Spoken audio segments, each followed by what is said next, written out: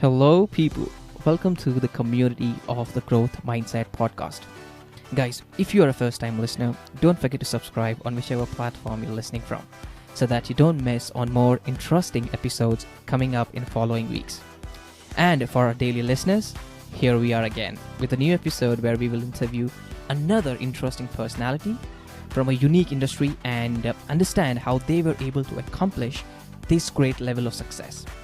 Remember, this is a podcast where we learn easy, practical methods and tips that we can implement in our daily lives from the very best and the most successful people known today.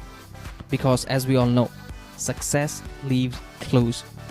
And we, the people having the growth mindset, will use these clues to create a better, more fulfilling, and a successful life. So, let the growth begin.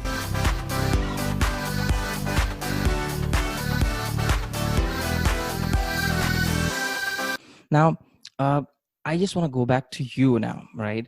You've also been on TEDx, and 3 times uh, Latin dancer, like a champion Latin dancer. Yes. Where did this inspiration come from? For the dancing? Yeah, I saw your video on TED. It was amazing. That's why I just want to Thank understand. you. I just want to understand where did Why? you get. How? It's a funny story. Mhm. So I had actually so I was 19, I'd spent a year overseas volunteering at the Baha'i World Center in Israel. Okay. And then when I returned, I didn't really know what my place was. I was at university, I was studying psychology and law, and I was a little bit depressed, I would say. Mhm. My brother and now sister-in-law were learning how to dance salsa in preparation for their wedding. And they said, why don't you just come along with us? You know, you've spent too long moping at home, just come. So I went along with them and I was hooked. From that first lesson, I was absolutely hooked.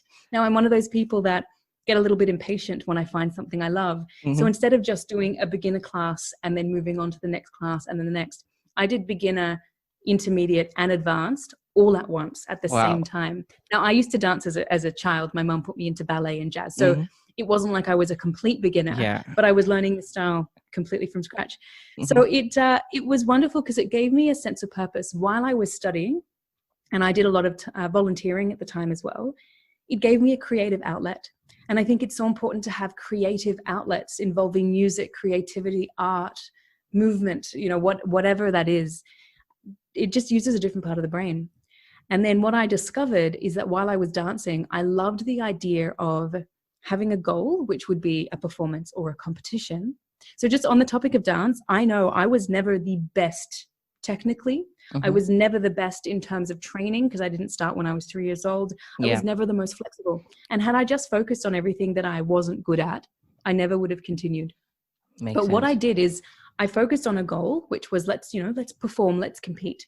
And I also focused on strengths. What are we really good at? And I was fortunate to have a dance partner who believed in the same thing.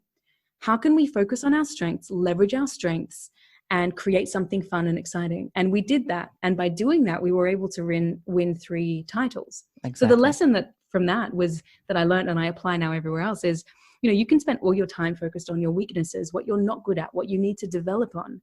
But actually, you're not going to feel empowered or motivated to continue because after a while, you're not getting the dopamine hit that you get when you're focused on strengths. But Yep. if you focus on what you're naturally good at, what you love, continue to work on that, you can actually create some exciting, amazing things. Great. No, I totally agree with your point of view. Basically, that I do know that because I'm a man, all right. So I understand that we as men are more prone. We concentrate more on our strengths, and we kind of push our weaknesses behind because we work more on the strengths part, looking how we can become better at what we are, right? Which actually makes us expert in that specific field, right? So women, if also they also concentrate on the same part, obviously they're going to see way better results than rather than you dwelling on something that you don't have, right? It's good to be known for one thing in the world rather than being known for everything, right? So that's Yes. that's a very important point that you brought out. Now, I want to ask you about your book. I Don't Want to Be Happy, Said No One Ever. Pretty unique title. Actually, I did not get the opportunity to get the book because of this lockdown. I wanted to read this before interview, but I want to hear it from the author itself exact as to what that book is all about. Absolutely. Yes, the title was one that I settled on early in the book writing, and I loved it. And I thought, I've got to have it. Because it was the time where that was becoming quite popular. Like, I don't want to something, said no one ever. And it was popping up in memes everywhere. So I thought, that's so perfect for the book. So the book has an interesting story. So I started out working in the law. My career started out in the legal industry, and I was there for 4 years. And I kept noticing that in the conversations I was having with colleagues and peers, they were sharing how miserable they were. It seemed like a lot of the people I was interacting with at work were just not happy. And they were very vocal in how unhappy they were. And I started to think, because obviously my academic background was law and psychology. And because of my psychology studies, I've always been very passionate about what drives people and human behavior. And so I started to think, gosh, I wonder if the fact that they are continually telling themselves and others how unhappy they are, maybe that's contributing to how unhappy they are. So I started looking into some of the research for myself, and that point was confirmed. When I then moved from the law into a new career path, which was banking and finance, I noticed the same thing. People would continually reinforce their state of misery by telling everybody about it, not realizing that they were creating that reality for themselves. So how the book started was I had all this research out there on happiness and what makes people happy. And there's a lot of research out there, and it's wonderful. It's all in the realm of positive psychology. And I basically narrowed down the research into what I call 5 hacks, 5 actionable strategies or practices that you can implement. And we know from research that by doing these things, you will become happier. And the thing about happiness is that it's not something that you are. It's not an end state. It's actually something that you do. So it's a result of consistent behavior and repetition, that an action that then leads to a feeling or state of being happy, subjective well-being. So that's how it started. And then when I was in that industry, I started running workshops at lunchtime, and I just invited friends and told them to invite friends. We ended up getting over 100 people in the room, and I shared with them these 5 hacks, these happiness hacks, just because I wanted to. Really, it was, I loved being able to share things with people and inspire people. And I received such positive feedback, and a number of people reached out and said that they had seen really positive outcomes in their lives as a result of these hacks I was sharing. And I thought, gosh, there's really something here. I want to be able to help more people. How do I do that? Well, let me collate all of this into a book. So I did. And it's been great because it's very much been a passion project. I'm so passionate about happiness, because happiness is the core of fulfillment, success. You can be the most materially successful person. Exactly. But if you're not happy, what is the point? Exactly. 100%. Now, since we are on the topic of happiness, right now, we are at such bad times right now. I wouldn't say bad, but a challenging, tough time that we all are going through. It's pretty complex. Now, a lot of people have lost their jobs. Most of people are sitting at home depressed, not knowing what exactly to do. For introverted people, that's fine. I mean, like, they've been trained to do this, right? But extroverted people, or let's say ambiverts, are not exactly sure as to how to spend their time, which actually is having an impact on their psychology and, going towards the bad side of things. Now, what can people do, people who are sitting at home and this environment, what can people do to make sure that they're not becoming depressed or thinking negative and focusing on the good things? What are some practical tips that you suggest people could do? I would say the very first thing to do, it's based off Stephen Covey's, The Habits of Highly Effective People, 7 Habits of Highly Effective People. Okay. Great book. Yep. It's called The Circle of Influence versus the Circle of Control.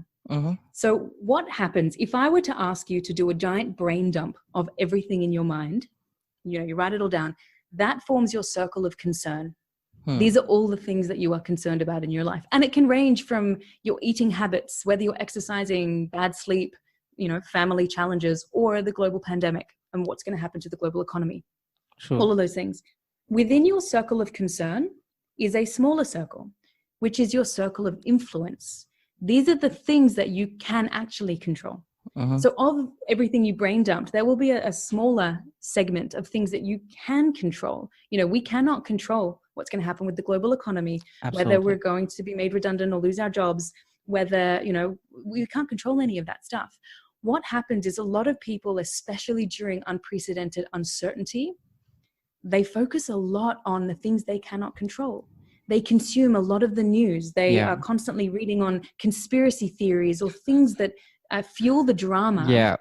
Because it makes them feel like they have control, but actually they have no control. Exactly. And then that leads to a greater feeling of helplessness and hopelessness. It's actually extremely emotionally draining as well. So what we encourage is, you can be concerned about them, that's fine, but don't exert energy in worrying about them. They can be in your mind, that's okay. That shows that you've got social awareness, you know what's happening. You really want to keep your attention on what's in your circle of influence. What can you influence? What can you control? And of those things, how can you make little positive tweaks to them? So here's an example. Let's say within your circle of control is how you feel when you wake up in the morning.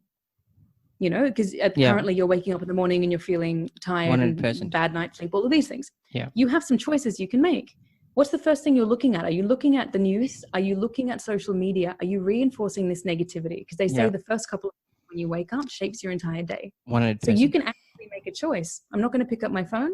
And when I wake up, instead, I'm going to think about 3 things that I'm grateful for. Because we know that gratitude activates parts of the brain. You release fantastic happy hormones, makes you feel much more centered, and does all sorts of other amazing things. It also frames up the rest of your day so you can find more things to be grateful for. So that's one way of tapping into the circle of control and changing the way that you're experiencing your day. The second thing I would say is think about how you can bring some certainty back to the uncertainty. So it's extremely uncertain right now. The whole world is indoors, staying safe, doing what we can. We don't know what's going to happen. But that doesn't mean that we can't still achieve goals. That doesn't mean we can't still have a schedule. We can't still work towards something. So I spent many years as a corporate strategy consultant. And what we do with companies is we take them through a 90-day strategic plan, which is basically, okay, at the end of the quarter, what are the 3 big goals that you want to achieve, your strategic goals? Then every month, first 30 days, what do you want to achieve? Next 30 days, what do you want to achieve? Moving towards that. And these can be little goals like I want to drink more water, or I want to learn a new skill, or I want to reconnect with someone that I haven't been connected with. And you break it down, chunk it up like that, because when you can have smaller goals to achieve that lead into bigger goals, what happens is, and this is going into the science of motivation, when you can achieve something small, you get a shot of dopamine. Now, dopamine is a happy hormone, but actually more than that, it's the motivation drug. It triggers the reward pathways in the brain, makes you want to keep going. So you need to have these little triggers that go, yes, great, I'm moving towards it. And what people find is when they're indoors, they're not getting that because everything's kind of come to a standstill. They're not going to the gym anymore with their friends. They don't get that shot of dopamine. So a really simple way is make a little monthly plan or quarterly plan, whatever it is. What do you want to achieve? They can be big, they can be tiny, that's okay. And what's something you can do every week or every day that helps you get closer to that so you can enjoy the dopamine and actually have the motivation to achieve it? Makes sense. Now, what you've said, I believe is exactly the key. If you can understand what you can control, right? If people get a hang of it, I believe for the rest of their lives, they're going to be sorted, because then people are not going to be worried about what others have to say, or what he has to say, what she has to say, because once you know that your life is in your control and the response that you're going to give is in your hands again, right? You choose your response end of the day. 2 situations, either you could, it could be a good response or a bad response, but end of the day response comes from your side, right? So very, very important and crucial information. Now I want to talk about the exact pandemic event, this event. Because of this event, right, a lot of people have lost their jobs, and a lot of business owners as well, right, to whom basically we look up to, or let's say we are working at a company. Now they have started to fire people, which at this point of time exactly is not, that's my opinion, but something that people shouldn't be doing, right? But what do you think, Shade, as to what can business leaders do at this time so that we as a community come stronger, right, rather than pushing people out as soon as there is some problem in the boat? Yeah, it's such an important point to be talking about as well, because businesses are under so much pressure Yep. in terms of financial performance and being able to keep paying people. And Exactly. it's heartbreaking when people lose their jobs and then when businesses go under. I think first and foremost, it's so important for business leaders to acknowledge that it's not business as usual anymore. It's business as unusual. Yeah. And I put I put a video on LinkedIn about this and received an overwhelming response. It was amazing. Which is fantastic. So people, oh, thank you. But it just shows that people recognize that, which is great because that's what you want. So it's about business leaders recognizing that this is a completely different environment. This is not just your team at home working from home. This is unprecedented. People haven't experienced this before because it's confounded by, isolation from everything, restrictions on movement, uncertainty about the future. And, all of this can lead to a huge amount of overwhelm for the individual.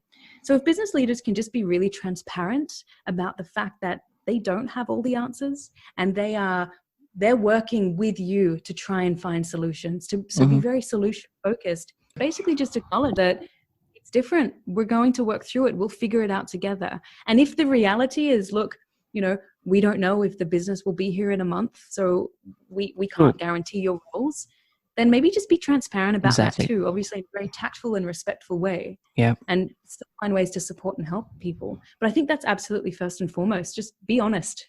The second one would be communication. While people are isolated socially and working from home, people are going to feel a drop in engagement, which naturally happens. We're social creatures. And, when you think about it, the workplace is almost like the last remnants of community that we have. So being really open with communication and creating an environment of candor where your team, your employees can come to you if they have challenges and problems and, they can raise issues and then you work through them together. That's really important. And then thirdly, compassion. Compassion is so important. And this is self-compassion. So the leader having compassion on themselves. A lot of leaders have never led through this time before. Not only is it challenging for employees, but actually for leaders too. Being really self-compassionate and acknowledging that, hey, I don't have all the answers. That's okay. I'll figure it out. But also having compassion towards the team. They haven't done this. They haven't been here before. They're figuring it out. Demonstrate that compassion. Create a culture of compassion where everyone cares about each other, offers support. And then I really believe that if everyone can do that, that we'll be able to create work environments where everyone comes out stronger and more resilient as a result. Makes sense. Perfect. I want to ask you a question here, Shade. I'm sure that you read books. By the way you're sounding, right? I'm pretty confident that you definitely read a lot of books. I want to ask you, which is basically one, like let's say your favorite book, the most favorite book that you've read so far. Oh gosh, I am not going to be able to answer the question because I have too many in there. Yeah. I think books are like music. So, with music, you have different music for different moods that you're in. True. I feel like books are exactly the same. So there's lots, Growth Mindset, Carol Dweck is brilliant. Daniel Kahneman has some amazing, amazing resources as well. So books are one thing, but I really enjoy reading Harvard Business Review articles. Yeah. And because I find that they often look at the most recent research that is done as well. So I often will balance my book reading with actually what's happening in the research. What are people saying? There's actually some amazing Harvard Business Review articles specifically on the pandemic and how leaders can lead better during this time, how you can manage your resilience and your emotional state. So I generally find that my preference is more to go towards the short form articles because they really inspire summaries. Me. Yeah, almost. And they also have a really unique perspective because they may bring together different pieces of research or insights in a unique and novel way. So I like to read them and then myself bring in different pieces and be able to include that in my talks and when I'm coaching as well. Makes sense. Perfect. Yeah. What's your favorite book? That's a good question. So I'm also pretty much into psychology and I love reading books on psychology. So if you ask me, Simple Lies, Vital Truths. I don't know if have you read that book? I haven't even heard of it. I'll have to have a look. You'll love that book. You should definitely get it. It's by Daniel Goleman. He's the same author who's written Emotional Intelligence. So brilliant. Yeah. Have you read Emotional Intelligence? I haven't, but I've heard about it. That's a book. Yeah. So give it a shot. I'm sure you're going to definitely love it because since you're talking about neural pathways and, neurology, that book totally deals with that and the psychocybernetics. So that's again a book that I loved. All right. Now, since we're coming to to an end of the interview, I want to ask you. This is a question that I ask almost every guest on the podcast. Right now, let's imagine that 20 years, 30 years from now, right? You have kids, and now you're 60, 70 years old. You've done everything you wanted with your life. You've inspired people. You've written books. You've had a shift in people's perspectives. You've helped organizations, women in specific, right? You've done every single thing that you wanted to do. But now it's time for you to move on, right, from this world. Now, you could give two advices to your kids. Just two. It could be anything, personal, professional, but two advices. What those two advice are going to be? Wow, what a heavy question, but what a I know. beautiful question to end on. Thank you. Oh, okay. I would say my first piece of advice would be, you have innate strengths and talents and gifts within you. And if you don't find a way to share them with the world, then what's the point of even having them? So back yourself, have confidence, and find a way to leverage those to actually bring joy to the people around you and do something positive. That would be my first one. My second piece of advice would be that life is not just about you. And this is relevant for kids because, I know they get very much in their heads. Life is not just about you. Life is about the legacy that you leave. It's about the positive impact that you have on the people around you, on every single person that you interact with. So be really intentional about what you want that legacy to be, because life is this beautiful thing that we have. We only have one opportunity to live it. And if we can all have that mindset of, how can I be of greater service to the people around me and bring about a greater level of unity? Imagine what kind of a world we will live in then. 100%. Awesome. Perfect, Shada. Thank you so much. The wisdom, the knowledge, the things that you've shared with people, I'm sure this would benefit a lot of people. And, thank you again for being on the Growth Mindset podcast. It was a pleasure to have you. Thank you so much. I had a lot of fun. I feel like we could talk for days. I mean, yeah, seriously.